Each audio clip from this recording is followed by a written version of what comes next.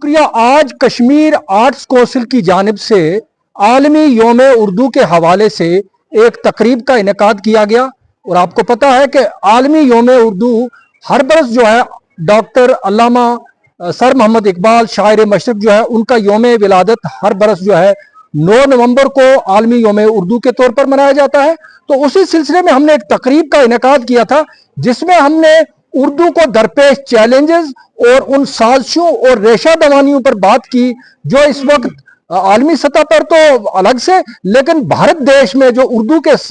खिलाफ एक इम्तियाजी सलूक किया जा रहा है, बल्कि इसको टारगेट किया जा रहा है, तो उन चीज़ों की निशानदेही की। और आप लोगों के तवस्सुत से हम हुकूमत हिंद से मुतालबा करते हैं कि इस अजीम ज़बान को आप इस तरीके से जो टारगेट कर रहे हैं ये करना बंद करिए और इस अजीम मुल्क की जो है तहरीक आज़ादी में इस ज़बान का बहुत बड़ा रोल है। इनकलाब से नारों से लेकर और जितनी भी मज़हमती शायरी है और जितने भी अखबार, और सबसे पहला अखबार जो अली बाकर साहब का, और किस किस का नाम ले, फिर उलमा का नाम ले, और आज इस तरीके से इस ज़बान को भी हर चीज़ को जैसे इस मुल्क में रहने वाले एक खास तबके के, कभी उनको कपड़ों को, कभी उनकी तहजीब को, कभी उनकी इबादत को, कभी उनके शार को, कभी उनके अकायद को निशाना बनाया जा रहा है। तो इसी तरह इस ज़बान पे, क्योंकि जो अगर आप देखेंगे द वायर में जो बाकी चीज़ों में जो बाकी जो अल्टरनेट मीडिया में चीज़ें आ रही हैं, तो उर्दू के मतलब जो फंडिंग है वो कम की जा रही है। मौलाना आज़ाद उर्दू यूनिवर्सिटी की फंडिंग में कमी आ रही है, या उर्दू के मतलब जो रोज़गार से जुड़े हुए यानी इनकी जो बहुत कम इसकी मुलाजमत से जो नशस्तें वगैरह निकलती हैं, नौकरियों के जो अपॉर्चुनिटीज़ हैं वो कम दी जा रही हैं। और जम्मू कश्मीर में बतौर ख़ास, क्योंकि जम्मू कश्मीर की ऑफिशियल सरकारी ज़बान है ये उर्दू, यहाँ पर भी जो है ये हमेशा से ये सरकार यहाँ की अदम तोजी का शिकार रही। और इस वक्त जब मैं आपसे बात कर रहा हूँ, आज से ठीक 15 रोज पहले डोडा के डिस्ट्रिक्ट में उर्दू साइन बोर्ड को मटा के स्कूलों को वहाँ पे कहीं हिंदी तो कहीं संस्कृत, हमें किसी जबान से कोई मसला नहीं है, लेकिन उर्दू अगर जम्मू कश्मीर की सरकारी जबान है, पहली जबान है, तो यहाँ की जो हुकूमत है, जो इलेक्टेड गवर्नमेंट है, जिसको हमने भारी अक्सरियत से जो है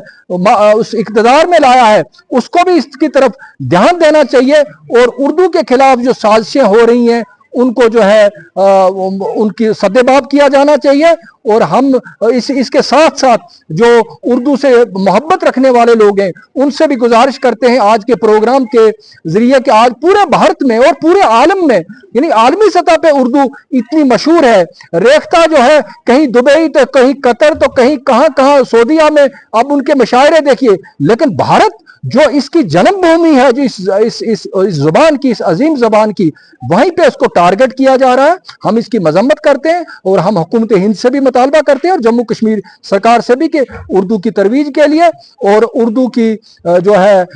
तमाम तरह से इसकी जो है तरक्की के लिए जो है जरूरी इकदाम किए जाएं। मेरे साथ मुफ्ती रहीम साहब हैं, आप भी बात करें 2 मिनट।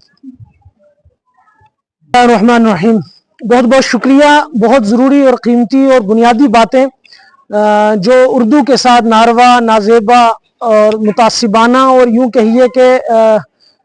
सौतेली माँ जैसा सलूक किया जा रहा है सरकारी हुकूमती सतह पर, उसको तो मीर साहब ने जो है वो सराहत के साथ बात कर दी। मैं अपने सुनने वालों से गुजारिश करता हूँ कि जैसे मैंने अपनी बात में भी अभी अर्ज किया कि जुल्म 2 तरह का है, एक जुल्म गैरों का है, एक जुल्म अपनों का है। और गैर जब कोई जुल्म करता है वो इतना कर्बनाक नहीं होता, अपनों का जुल्म बहुत अंदोहनाक होता है। तो हम खुद अपने आप को देखें कि वो जुबान जिसका बहुत बड़ा रोल आज़ादी में रहा, इनकिलाब जिंदाबाद का नारा, हुब्बुल वतनी के जज्बात पैदा इसी जुबान ने किए, सारे जहां से अच्छा हिंदुस्तान हमारा। और उसके बाद पंडित जवाहरलाल नेहरू जो आज़ाद हिंदुस्तान के पहले वजीर आजम हैं, वो खुद उर्दू में लिखते थे, उर्दू में बोलते थे। उनकी अपनी शादी का जो दावतनामा इनविटेशन कार्ड था वो उर्दू में था, और वो जब किसी प्रोग्राम में जाते और वहाँ अंग्रेजी में उनको स्पासनामा पेश किया जाता है तो वो रिएक्शन में, रद्द अमल में उर्दू में तकरीर करते हैं। तो उर्दू हमारी जुबान है, ये मुसलमानों की जुबान कहना ये अपने आप में सबसे बड़ी जहालत और हमाकत। कोई भी जुबान किसी मजहब की नहीं होती, کوئی بھی